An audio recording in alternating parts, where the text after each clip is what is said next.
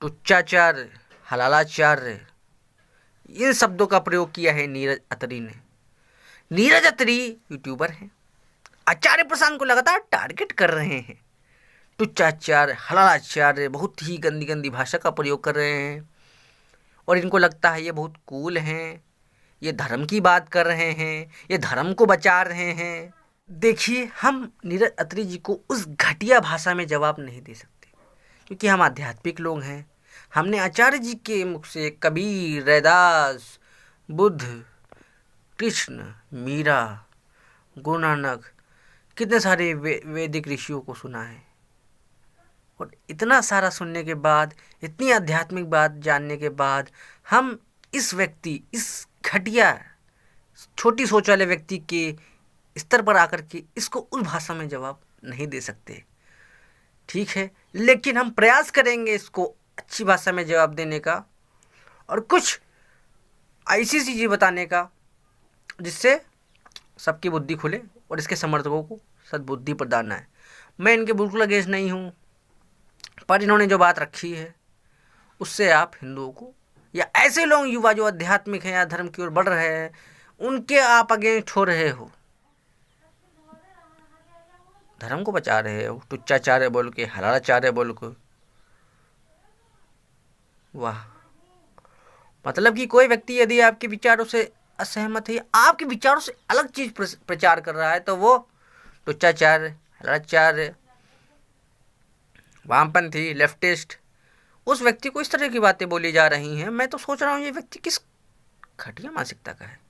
होता नहीं है संकीर्ण मानसिकता का, बस ये दूसरी विचारधारा का व्यक्ति लग रहा है मुझे। बस ये मानते हो क्या, एक फिलॉसफी में एक टर्म है डाइकोटॉमी, मतलब या तो ये या तो ये, या तो ये या तो ये, मतलब ये इसी में फंसा रहेगा कि या तो मैं राइट हूँ या तो लेफ्ट है, या तो इनके सपोर्ट वाला या इनके अगेंस्ट वाला। लेकिन कई मामलों में ऐसा होता है कि आप बहुत ही दो कौड़ी की सोच की मानसिकता में फंसे हुए व्यक्ति होते हैं। आपको दुनिया समाज की खुली मानसिकता से कोई मतलब नहीं होता, या तो ये विचारधारा या तो वो विचारधारा। लेकिन बात तो यही सच है कि दुनिया इन दोनों के संकीर्ण मानसिकता से काफ़ी परे होती है। खुली विचारधारा जैसे आचार्य प्रसाद जी की है। इसने कहा कि आचार्य प्रसाद जी अपनी ही व्याख्या कर रहे हैं धर्म ग्रंथों की। देखिए, किसी भी चीज़ की जो व्याख्या होती है वो काल के संदर्भ के अनुसार ही होती है, समझ रहे हैं।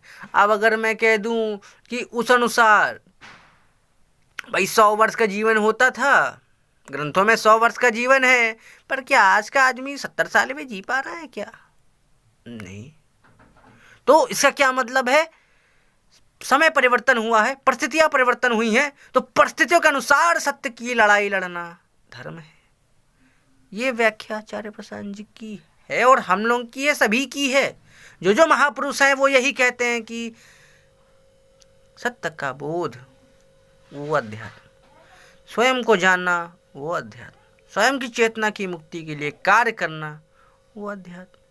तो भैया ये व्याख्या उनकी है, ये व्याख्या बाकी लोगों की भी है। यही भैया ओशो कहते थे, यही आचार्य प्रसाद कहते हैं, यही बड़े बड़े कृष्ण भी यही कहते थे। अब कहता है ये व्यक्ति एक और चीज़ बोलता है कि कृष्ण भगवान जी ने जो गीता का ज्ञान दिया है और ये जो आचार्य प्रसाद ज्ञान बिल्कुल अलग अलग है। तो मुझे ये बताओ, एक और ये कुतर्क कह रहा था कि जो परिवार है, जो मतलब एक नीरज अत्री कह रहा था कि जो ये परिवार से लड़ा रहा है, जबकि अर्जुन और युधिष्ठिर तो साथ साथ थे, वो एक दूसरे के अपने कर्तव्यों का पालन करने कह रहे थे। ये कौरवों और पांडवों लड़ाई कर रहे थे, जबकि दोनों भाई भाई थे ना। क्यों लड़ रहे थे? क्योंकि वो अधर्मी थे और सत्य का पालन करना ही धर्म है। ये सीधी सी बात है। अब आप लोग सुनो, क्या आपके लॉजिक से ये सही है? तब मेरी बात मानिए, क्योंकि मैं लॉजिक की बात करने वाला व्यक्ति हूँ। मैं इन अंधविश्वासियों की तरह पक पक पक नहीं करता, मैं तर्क की बात करता हूँ। क्या ये उदाहरण है? क्या ये सत्य है? और यदि है तो फिर आप मानिए, वरना फिर ना मानिए। क्योंकि बहुत सारे व्यक्ति हैं जो आपकी बात के समान रखेंगे, नहीं रखेंगे। कोई व्यक्ति आपकी मानसिकता के 100% एक जैसा नहीं हो सकता। कुछ सिमिलैरिटीज़ हैं, वो पकड़िए। आचार्य प्रसाद जी से मेरे कुछ सिमिलैरिटीज़ हैं, हम पकड़े। बहुत सारे विचार मुझसे उनसे नहीं मिलते, पर इसका ये मानने उनको मैं उनकी निंदा करने लगूं, उनको आलोचना अलग होती, निंदा अलग होती है। निंदा करे जा रहा है, तो क्या किया जाए ऐसे व्यक्तियों का? रहना भी पाप को समर्थन करने के बराबर है। यदि आज नीरज अत्री जी के खिलाफ हमने नहीं बोला या उनके प्रोपेगेंडा को हमने जवाब नहीं दिया जो कि वो आचार्य प्रसाद के खिलाफ तैयार कर रहे हैं, तो उन युवाओं के साथ गलत होगा जो कि सत्य से भटक रहे हैं, सत्य को जानना नहीं चाहते, वो अपनी कल्पनाओं की दुनिया में, अंधविश्वास में फंसे रहेंगे। उनके लिए वीडियो है।